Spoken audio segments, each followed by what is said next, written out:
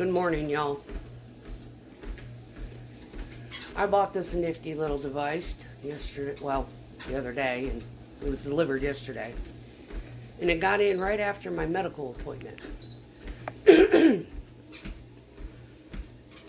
Now, since the bad relationship and the way my clothes felt, yeah, we are, it's like something's got to give. Now, I don't have time to suit up, go outside, walk around the block. But what I do have time for is sitting on my ass in my kitchen on this fucking video thing, the camera,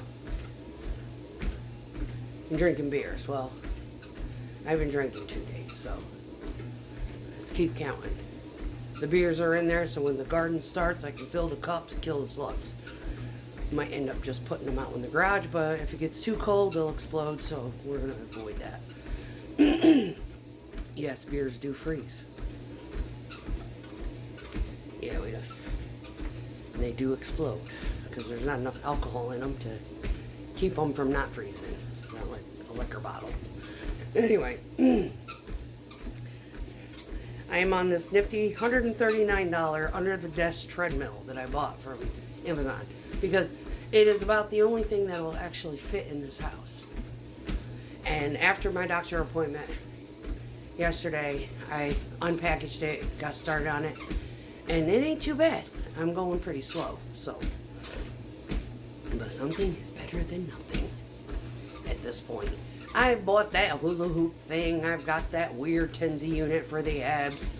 I've got the waist cinchers. I've done pretty much fucking everything, and I got a counter full of vitamins that basically have brought my head back to life, but they haven't really helped my ass. I eat 1 time a day. I typically eat keto.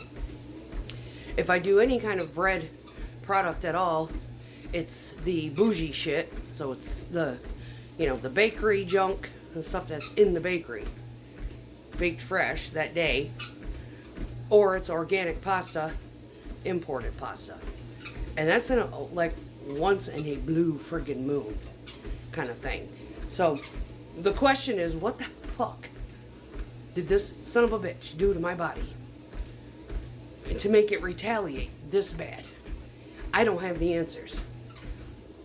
I just know that when I was with him, I wasn't on the ketogenic diet. I tried to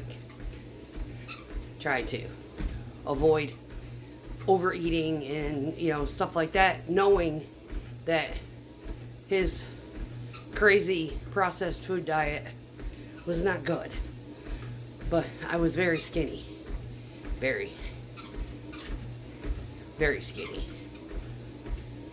And when I left that relationship, I stayed skinny for about 4 months. And then out of nowhere, like while I was on my way to my sister's on my motorcycle, my whole midsection just inflamed, blew up, like fluff, poof, out of nowhere. And I was like, what the hell? And I was like in the bathroom. And I'm like, did I eat something? What the fuck? Never been the same since. Never been the same since. I came home. I brought my vitamins and stuff with me. And came home and was literally looking at the inventory of what I had. Trying to figure out, okay, what do I got that's gonna do something for this midsection? It's ridiculous. I really didn't know. I hit the Google box, started researching menopause symptoms.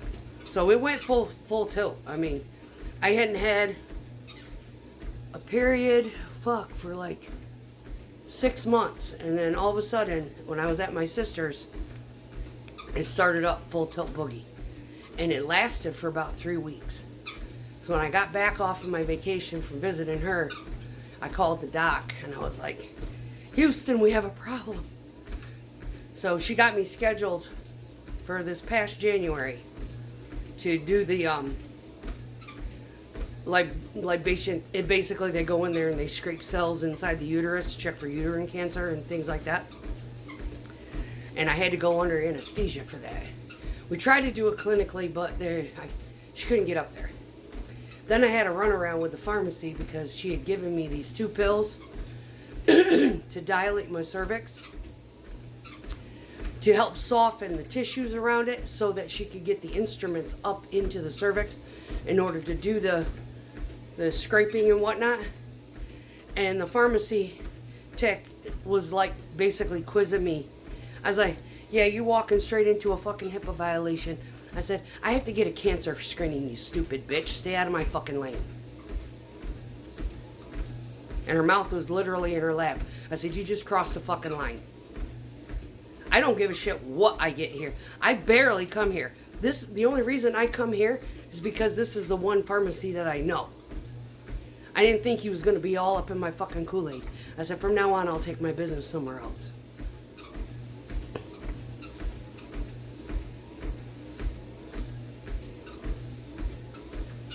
I would love to do a shout out to him, but that's just one person inside that one facility, and I don't think they've realized what she had did, and I didn't make a complaint. And this was like a couple months after the Roe v. Wade was lifted. So she thought my 52-year-old ass was getting an abortion. Yeah, she thought the doctor was doing something illegal. Yeah, stepping over the line. It's none of her fucking business. That's frustrating. That's one of the things that we are kind of battling within the pro-choice, pro-life thing. Is where do you draw the fucking line with external interference into someone's healthcare and HIPAA violation? You know, the pharmacies are stepping over the line during COVID. Sitting there questioning people for the prescriptions that the doctors are given, because some of these doctors have been around for fucking ages and they know some of this shit works. And they were being silenced and canceled and fired for not giving out the secrets to the cure. Well, I can't say cure, because it didn't cure it. It just made the symptoms go away, because they would get it again. Maybe.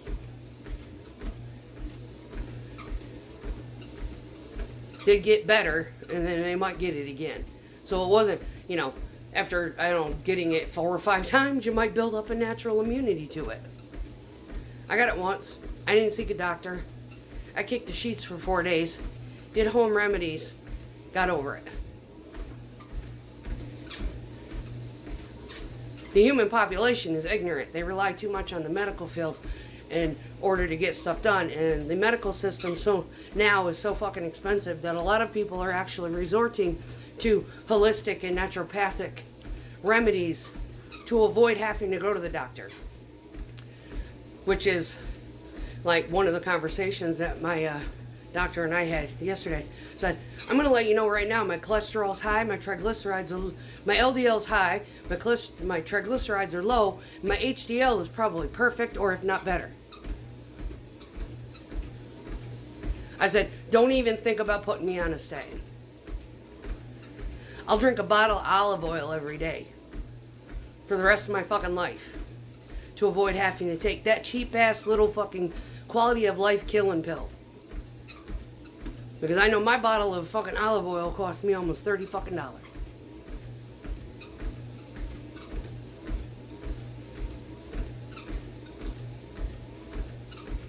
I'd rather cure my issues or do preventative techniques without the pharmaceutical company interfering in my life.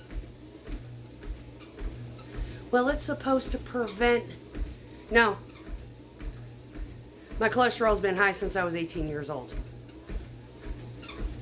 And the threshold is so fucking low that it's unattainable. That's like asking my fat ass to go run a marathon and expect to live. Ain't gonna happen. So what I'm going to do is torture my metabolic capacities and put shit in my body in order to prevent a heart attack, which is going to kill me in the event by trying to meet a threshold that is completely unattainable. 1, being 50 and above. 2, being female. 3, the thresholds keep getting dropped so the pharmaceutical companies can get their test subjects to see who dies first. And I can tell you who dies first. The person on the fucking statin. That's who dies first. Witnessed it firsthand. My father had a quadruple bypass. He didn't die of a blockage. His fucking heart exploded. And you know why? Because it lacked CoQ10 from the fucking statin. It lacked glutathione from the fucking statin. No one told him to supplement. His heart just fucking stopped. One hard beat and boom, done. From a statin. I'm blaming statins, yes. I'm also blaming margarine for the fucking fact that he had to have a quadruple bypass. But he lived so long with all those blockages, never had a heart attack. He just felt funny one day. Went into my mom. She's like, what do you think? I think we need to go to the hospital. Yeah. Those blockages are caused from margarine and sugar. And bad teeth. 3 things.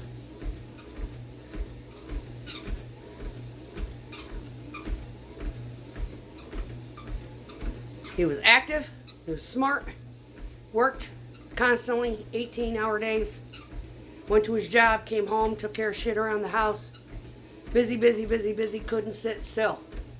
Literally had to put a brick on his head after he had the surgery to keep him from lifting a jug of milk. Because he's independent as fuck. 5 years later, being on a statin, became a type 2 diabetic, and his heart stopped.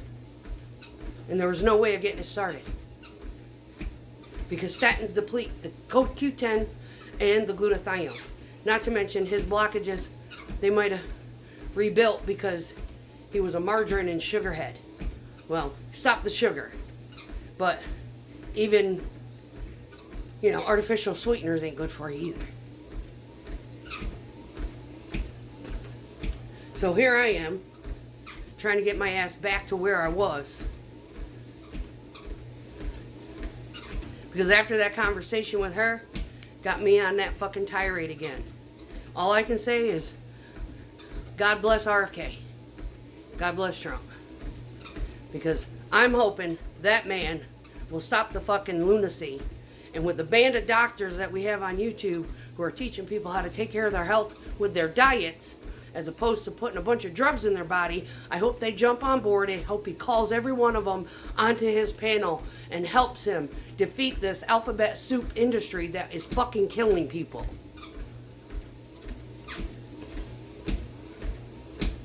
These organizations with 3-letter fucking acronyms gotta go. That or someone needs to have an oversight. Those motherfuckers need to be audited by the week. Because they're sketchy as hell. And the reason why your grandparents are dying at 60, 65, 70, 1, margarine, 2, sugar, 3, too many fucking pharmaceuticals. Peace out, y'all. I'm gonna finish my walk. I gotta get ready here in a little bit. Bye.